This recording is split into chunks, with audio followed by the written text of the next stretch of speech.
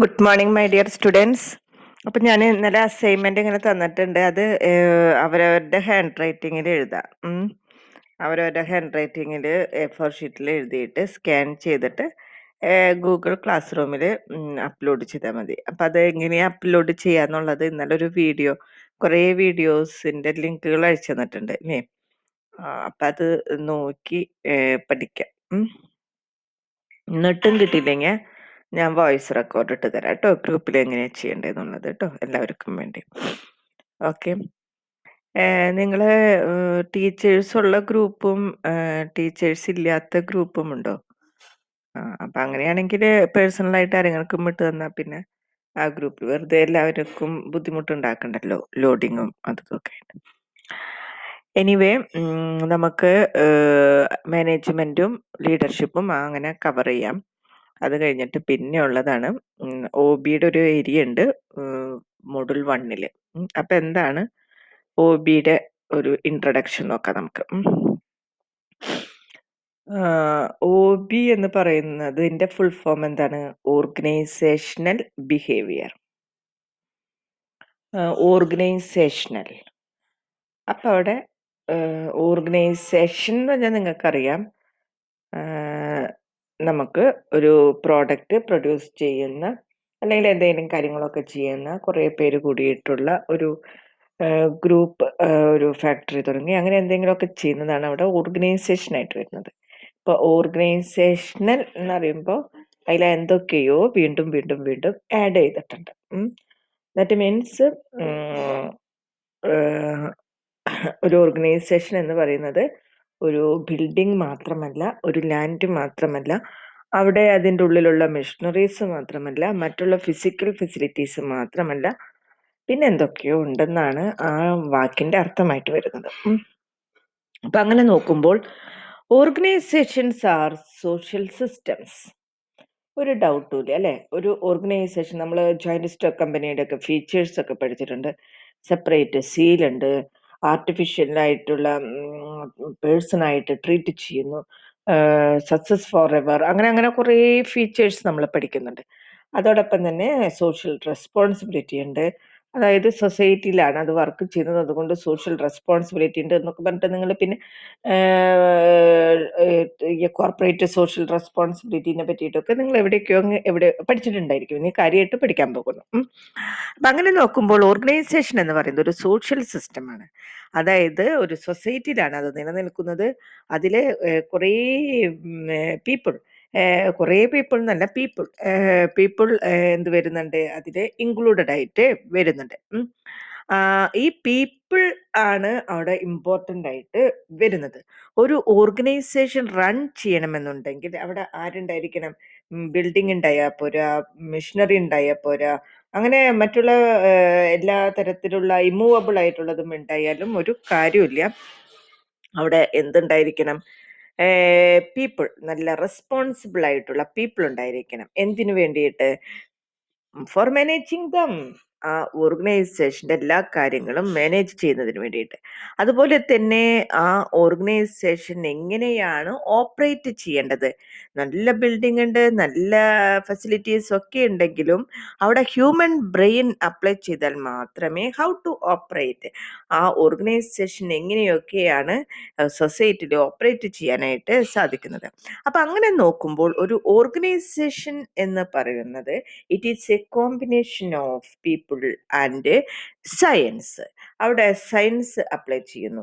അതായത് ഒരു കെമിക്കൽ ഫാക്ടറിയിലാണെങ്കിൽ ആ കെമിക്കലായിട്ടുള്ള കാര്യങ്ങൾ എങ്ങനെ ഉണ്ടാക്കാം എന്നുള്ളത് ഹ്യൂമൻ ബ്രെയിൻ അവിടെ അപ്ലൈ ചെയ്യുന്നു. അതുപോലെ തന്നെ ഏത് തരം ഫാക്ടറീസിലാണെങ്കിലും അവിടെ സയൻസ്, മിഷനറീസ് അവിടെ വർക്ക് ചെയ്യുന്നത്, അതുപോലെ തന്നെ മറ്റുള്ള കാര്യങ്ങൾ അവിടെ വരുന്നത് എല്ലാതും സയൻസ് ആണ്. അവിടെ ഇലക്ട്രിസിറ്റി, എന്ത് കാര്യം നമ്മൾ നോക്കിയിട്ടുണ്ടെങ്കിൽ ഒരു ഓർഗനൈസേഷനിൽ നമ്മളുടെ കൊമേഴ്സിനേക്കാളും കൂടുതൽ സയൻസ് ആണ് അവിടെ അപ്ലൈ ചെയ്തിട്ടുള്ളത്. അപ്പോൾ ഓർഗനൈസേഷൻ എന്ന് പറയുന്നത് it is A combination of science and people. That means എന്താണ് സയൻസ് ആൻഡ് പീപ്പിൾ എന്ന് പറയുന്നത്? പീപ്പിൾ എന്ന് പറയുന്നത് ഹ്യൂമൻ ബീയിങ്സ്, സയൻസ് എന്ന് പറയുന്നത് അവിടെയുള്ള എല്ലാ മെഷീനറീസും മറ്റുള്ള കാര്യങ്ങളൊക്കെ. That means technology. So organisation is A combination of technology and humanity. അപ്പോൾ അവിടെ ഈ ടെക്നോളജി അവിടെയുള്ള ടെക്നോളജീസ് എഫിഷ്യൻ്റായിട്ട് യൂസ് ചെയ്യാനായിട്ട് അറിയാത്തവരാണെങ്കിൽ അവിടെ എന്ത് സംഭവിക്കില്ല, ഇഫക്റ്റീവായിട്ടുള്ള ഓപ്പറേഷൻസ് അവിടെ സംഭവിക്കില്ല. അതൊക്കെ അവിടെ വെറുതെ നമുക്ക് ഒരു യൂസ്ഫുൾ അല്ലാതെ പോകും. അപ്പൊ അതുപോലെ തന്നെ ഹ്യൂമൻ ബിഹേവിയർ, ഈ ടെക്നോളജിയൊക്കെ യൂസ് ചെയ്യുന്നത് ആരായിരിക്കും? ഹ്യൂമൻ ബിഹേവിയർ ആയിരിക്കും, ഹ്യൂമൻ ബീയിങ് ആയിരിക്കും. ഒരു ഹ്യൂമൻ ബീയിങ്ങിന്റെ ക്യാരക്ടർ ആയിരിക്കില്ല വേറെ ഹ്യൂമൻ ബീയിങ്ങിന്റെ. ഇപ്പൊ നിങ്ങളുടെ വീട്ടിൽ തന്നെ അച്ഛന്റെ ക്യാരക്ടർ അല്ല അമ്മയുടെ ക്യാരക്ടർ, ബ്രദറിന്റെ ക്യാരക്ടർ ആവില്ലേ നിങ്ങളുടെ ക്യാരക്ടർ, സിസ്റ്ററിന്റെ ക്യാരക്ടർ ആവില്ലേ നിങ്ങളുടെ ക്യാരക്ടർ.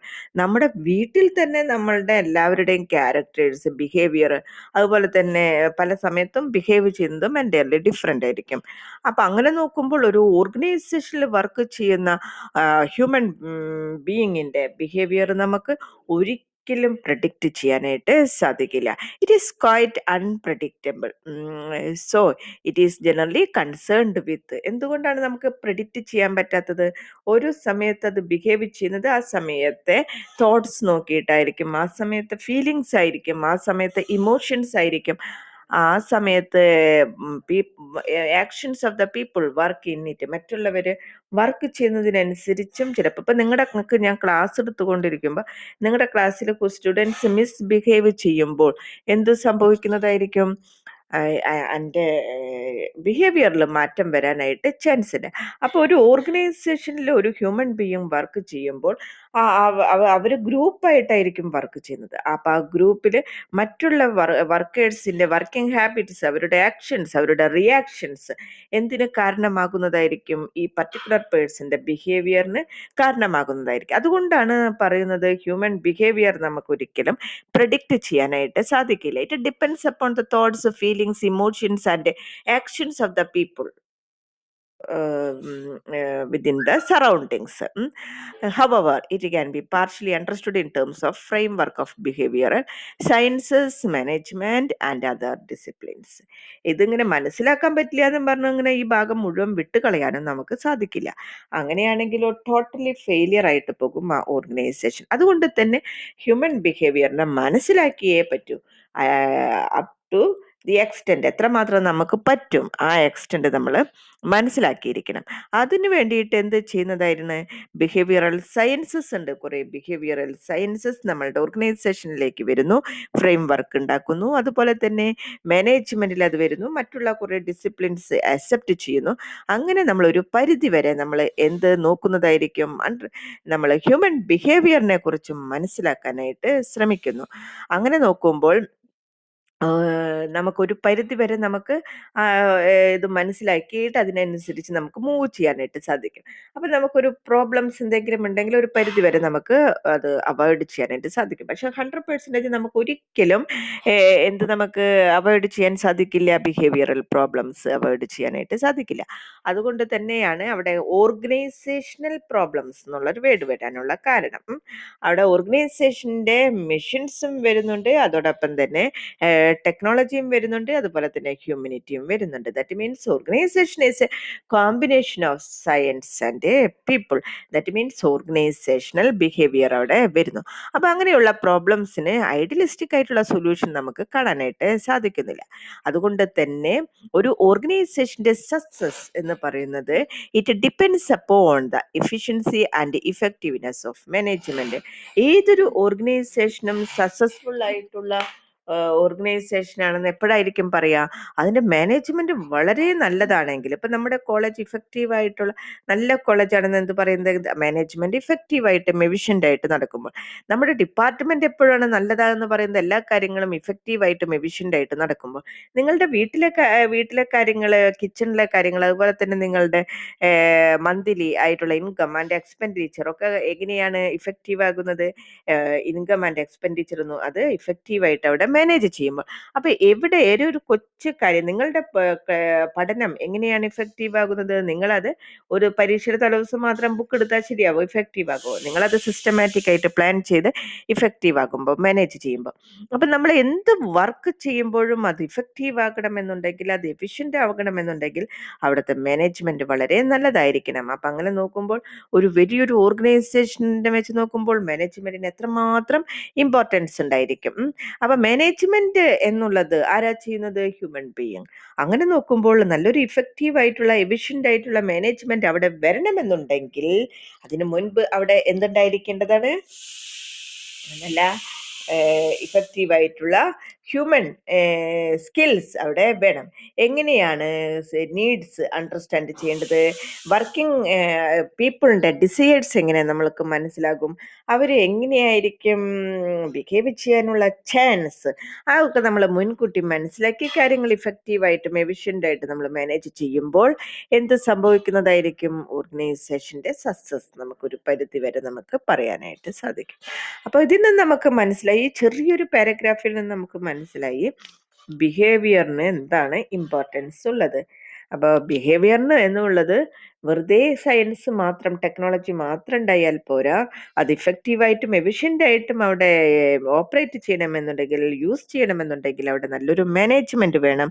നല്ലൊരു മാനേജ്മെൻറ്റ് വേണമെന്നുണ്ടെങ്കിൽ അവിടെ സ്കിൽഫുള്ളായിട്ടുള്ള പീപ്പിൾ, അവിടെ എല്ലാ കാര്യങ്ങളും മാനേജ് ചെയ്യാനായിട്ട് അറിയുന്ന വ്യക്തികൾ ഉണ്ടായിരിക്കേണ്ടതാണ്.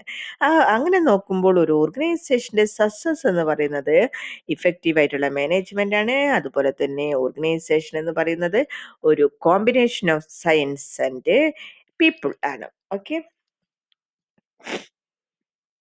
അപ്പൊ അങ്ങനെ നോക്കുമ്പോൾ ഓർഗനൈസേഷണൽ ബിഹേവിയർ എന്ന് പറയുന്നത് ആ ഓർഗനൈസേഷനിലുള്ള പീപ്പിളിന്റെ ബിഹേവിയർ. ഓർഗനൈസേഷന് തന്നെ, അതിൻ്റെ ടെക്നോളജിക്ക് തന്നെ നിങ്ങളെ കാണുമ്പോൾ നിങ്ങളുടെ ക്ലാസ്സിലെ ഡെസ്കും ബെഞ്ചൊന്നും ചിരിക്കില്ല. പക്ഷേ ഞാൻ നിങ്ങളുടെ ക്ലാസ്സിലേക്ക് ക്ലാസ് എടുക്കാൻ വരുമ്പോൾ ഞാൻ ചിരിക്കും, അപ്പോൾ നിങ്ങളും ചിരിക്കും അല്ലേ? അപ്പം നമുക്ക് എന്താണ്, ഓർഗനൈസേഷന് തന്നെ ഒരിക്കലും ബിഹേവ് ചെയ്യാനായിട്ട് സാധിക്കില്ല. ഓർഗനൈസേഷനാണ്, അതായത് അവിടെ കോമ്പിനേഷൻ ഓഫ് പീപ്പിൾ വരുമ്പോഴാണ് അവിടെ എന്ത് വരുന്നത്? ബിഹേവിയർ വരുന്നത്. It is an accepted fact that organization can develop only when people are developed. അപ്പം അങ്ങനെ നോക്കുമ്പോൾ ഇപ്പം നമ്മുടെ കോളേജ് ഡെവലപ്പ് ചെയ്യുന്നത് ഇവിടുത്തെ പീപ്പിൾ ഡെവലപ്പ് ചെയ്യുമ്പോൾ, നമ്മുടെ ഡിപ്പാർട്ട്മെൻറ്റ് ഡെവലപ്പ് ചെയ്യുന്നത് ഇവിടുത്തെ പീപ്പിൾ ഡെവലപ്പ് ചെയ്യുമ്പോൾ, നിങ്ങളുടെ വീട്ടിൽ നിങ്ങൾ ഡെവലപ്പ് ചെയ്യുന്നത് നിങ്ങൾ നല്ല ഓരോ ഏജിനനുസരിച്ച് 5 years ഓൾഡ് ആ ചൈൽഡ്ഹുഡിൽ നിങ്ങൾ എന്തൊക്കെയാണോ അക്വയർ ചെയ്തിട്ടുള്ളത്, 10 years ആകുമ്പോൾ, 15 years ആകുമ്പോൾ, 20 years ആകുമ്പോൾ, ഇനി 25 years നിങ്ങളുടെ വളരെ ഇമ്പോർട്ടൻ്റ് ആയിട്ടുള്ള 5 years ആണ് നിങ്ങളുടെ മുന്നിൽ കിടക്കുന്നത്. 20 years വരെ നിങ്ങൾ മാക്സിമം നിങ്ങൾ എന്തൊക്കെയാണോ നേടേണ്ടത് അതൊക്കെ നേടിയിട്ടുണ്ട്. പക്ഷേ ആ ടാർജറ്റ് അല്ല 20 to 25 yearsൽ വരുന്നത്. 20 years വരെയുള്ള എഫർട്ട് എടുത്തതിൻ്റെ ഡബിൾ എടുക്കേണ്ടി വരും 20 to 25 yearsനുള്ളിൽ. നിങ്ങളുടെ ലൈഫിൽ നിങ്ങൾ എന്താണോ ടാർജറ്റ് ചെയ്തിരിക്കുന്നത് അത് നിങ്ങൾക്ക് അക്വയർ ചെയ്യണമെന്നുണ്ടെങ്കിൽ നിങ്ങളുടെ എഫർട്ട്. അപ്പോൾ അങ്ങനെ നോക്കുമ്പോൾ നിങ്ങൾ ഡെവലപ്പ് ചെയ്യുന്നു. അപ്പോൾ ഇതുവരെ നിങ്ങൾ ഡെവലപ്പ് ചെയ്തിട്ടുണ്ട്. അപ്പോൾ ഇനിയും ആ ഗ്രാഫ് അങ്ങനെ തന്നെ പോകേണ്ടിയിരിക്കുന്നു. അപ്പോൾ ഡെവലപ്മെന്റ് എന്ന് ഉദ്ദേശിക്കുന്നത് എന്താണ്? അവിടെയുള്ള ജനങ്ങളുടെ ഡെവലപ്മെന്റ് ആണ് അവിടെ ഉദ്ദേശിക്കുന്നത്.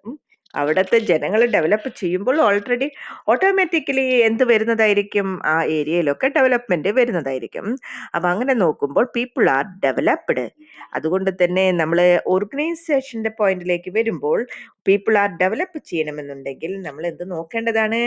അവരുടെ ബിഹേവിയർ നമ്മൾ സ്റ്റഡി ചെയ്യേണ്ടതാണ്. അവരെങ്ങനെ നമുക്ക് അവരെ ശരിയാക്കി എടുക്കാം എന്നുള്ളത്, നമ്മൾ ഡെവലപ്പ് ചെയ്തെടുക്കാം എന്നുള്ളത് നമ്മൾ നോക്കേണ്ടതാണ്. അപ്പം അതിന് അവരുടെ ബിഹേവിയർ നമ്മൾ സ്റ്റഡി ചെയ്യണം. Becomes imperative for the development of people. അത് നമ്മൾ എന്തിന് യൂസ് ചെയ്യേണ്ടതാണ്? അവരുടെ ബിഹേവിയറലിനെ കുറിച്ച് സ്റ്റഡി ചെയ്ത് അത് നമ്മൾ അവരുടെ ഡെവലപ്മെന്റിന് വേണ്ടിയിട്ട് യൂസ് ചെയ്യേണ്ടതാണ്. അപ്പം അങ്ങനെ നോക്കുമ്പോൾ OB എന്ന് പറയുന്നത് ഓരോ ഇൻഡിവിജ്വൽസിൻ്റെയും അവരെ കുറിച്ച് സ്റ്റഡി ചെയ്യുന്നു, ഓരോ ഗ്രൂപ്പ്സിനെ കുറിച്ച് സ്റ്റഡി ചെയ്യുന്നു, അതോടൊപ്പം തന്നെ ഓർഗനൈസേഷൻ്റെ സ്ട്രക്ചറിനെ കുറിച്ച്, ഈ ഗ്രൂപ്പും ഈ പീപ്പിളും ഒക്കെ എങ്ങനെ ഇതിനോട് അഡ്ജസ്റ്റ് ചെയ്യും എന്നുള്ളതിനെ കുറിച്ചും സ്റ്റഡി ചെയ്യുന്നു. അങ്ങനെ നോക്കുമ്പോൾ ഓർഗനൈസേഷണൽ ബിഹേവിയർ എന്ന് പറയുന്നത് 3 ബിഹേവിയറൽ ഏരിയാസ് ആണ് കവർ ചെയ്യുന്നത്.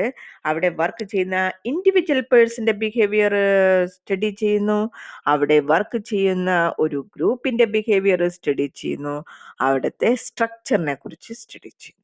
ഈ 3 ഏരിയാസിനെയും കുറിച്ച് സ്റ്റഡി ചെയ്യുന്നതാണ് ഓർഗനൈസേഷണൽ ബിഹേവിയർ. ഇപ്പം നിങ്ങളുടെ നമ്മുടെ കോളേജിനെ കുറിച്ചിട്ടുള്ള കോളേജിൻ്റെ ഡെവലപ്മെൻറ്റ് നോക്കണമെങ്കിൽ ഓരോ കുട്ടികളും അവിടെ നിന്ന് പുറത്തിറങ്ങുന്ന കുട്ടികൾ എത്രമാത്രം കൾച്ചറുണ്ട്, എത്രമാത്രം സോഷ്യലി ഡെവലപ്പ് ചെയ്തിട്ടുണ്ട്, എത്രമാത്രം ഇമോഷണലി ഡെവലപ്പ് ചെയ്തിട്ടുണ്ട്, എത്രമാത്രം മെൻ്റലി ഡെവലപ്പ് ചെയ്തിട്ടുണ്ട്, ഇൻ്റലക്ച്വലി എത്രമാത്രം ഡെവലപ്പ് ചെയ്തിട്ടുണ്ട്, അത് നോക്കിയിട്ടാണ് നമ്മളുടെ കോളേജിൻ്റെ ഡെവലപ്മെൻറ്റ് പറയുന്നത്. അതുപോലെ തന്നെ ഈ കൊമേഴ്സ് ഡിപ്പാർട്ട്മെൻറ്റിൻ്റെ ഡെവലപ്മെൻറ്റ് നോക്കുമ്പോൾ നിങ്ങളുടെ ഓരോരുത്തരുടെയും ഡെവലപ്മെൻറ്റ് നോക്കണം, നിങ്ങളുടെ ക്ലാസ്സിൻ്റെ ഡെവലപ്മെൻറ്റ്. ഇപ്പോൾ ജോയിൻ ചെയ്തിട്ടുള്ള PG ബാച്ച് നല്ല കുട്ടികളാണ്, അവർ അങ്ങനെയാണ് ഗ്രൂപ്പ്. അപ്പം നിങ്ങളുടെ പൊതുവെ ഒരു കുട്ടി മാത്രം നന്നായിട്ടുണ്ടെങ്കിൽ നിങ്ങളുടെ ക്ലാസ് നല്ലതാണെന്ന് ഒരിക്കലും പറയില്ല. നിങ്ങളെല്ലാ കുട്ടികളും നല്ല രീതിയിലാണ് മുന്നോട്ട് പോകുന്നുണ്ടെങ്കിൽ നിങ്ങളുടെ ക്ലാസ് നല്ല ക്ലാസ് ആണെന്നുള്ള ഒരു പേര് കിട്ടും. അപ്പോൾ പർട്ടിക്കുലർ ഇൻഡിവിജ്വൽസിനെ അവിടെ നോക്കും, ഗ്രൂപ്പിനെ നോക്കും, അതോടൊപ്പം തന്നെ നമ്മളുടെ ഡിപ്പാർട്ട്മെൻറ്റിനെ നോക്കുമ്പോൾ the structure OB is applied field. അപ്പോൾ ഈ OB എന്നുള്ളത് ഈ ഇൻഡിവിജ്വൽസിലേക്ക് അപ്ലൈ ചെയ്യുന്നു, ഗ്രൂപ്പിലേക്ക് അപ്ലൈ ചെയ്യുന്നു, സ്ട്രക്ചറിലേക്ക് അപ്ലൈ ചെയ്യുന്നു. It applies the knowledge gained about ഇൻഡിവിജ്വൽസിനെ കുറിച്ചുള്ള നോളജ് ഗെയിൻ ചെയ്യുന്നു. അതോടൊപ്പം തന്നെ ഈ ബിഹേവിയർ സ്ട്രക്ചറിന് ഇഫക്റ്റ് ഓഫ് സ്ട്രക്ചറിനെ കുറിച്ച് സ്റ്റഡി ചെയ്യുന്നു. അതോടൊപ്പം തന്നെ ഓർഗനൈസേഷൻ്റെ വർക്ക് മോർ ഇഫക്റ്റീവായിട്ട് റൺ ചെയ്യുന്നതിന് വേണ്ടിയിട്ട് എന്തൊക്കെയാണ് ചെയ്യേണ്ടതെന്നുള്ളതും മനസ്സിലാക്കിക്കൊണ്ടിരിക്കുന്നു. അങ്ങനെയാകുമ്പോൾ എന്തുണ്ടായിരിക്കും? ഇഫക്റ്റീവായിട്ടുള്ള മാനേജ്മെൻ്റ് ആയിരിക്കും, എഫിഷ്യൻ്റ് ആയിട്ടുള്ള മാനേജ്മെൻ്റ് ആയിരിക്കും. No doubt it leads to success of an organisation. That is the importance of organisational behaviour. ഇപ്പം മനസ്സിലായില്ലേ? ഓർഗനൈസേഷണൽ ബിഹേവിയറിനെ കുറിച്ച് നമ്മൾ പഠിക്കേണ്ടതായിട്ടുള്ള വന്നത് എന്തുകൊണ്ടാണെന്നുള്ളത് ഒരു ഓർഗനൈസേഷൻ്റെ സക്സസ്സിന് വളരെ ഇമ്പോർട്ടൻ്റ് ആയിട്ടുള്ള ഏരിയ. ഓക്കെ, അപ്പോൾ ഒരു ഇൻട്രഡക്ഷൻ ഏരിയ അങ്ങനെ ആയിക്കൊണ്ടേയിരിക്കുന്നു. Okay, thank you students.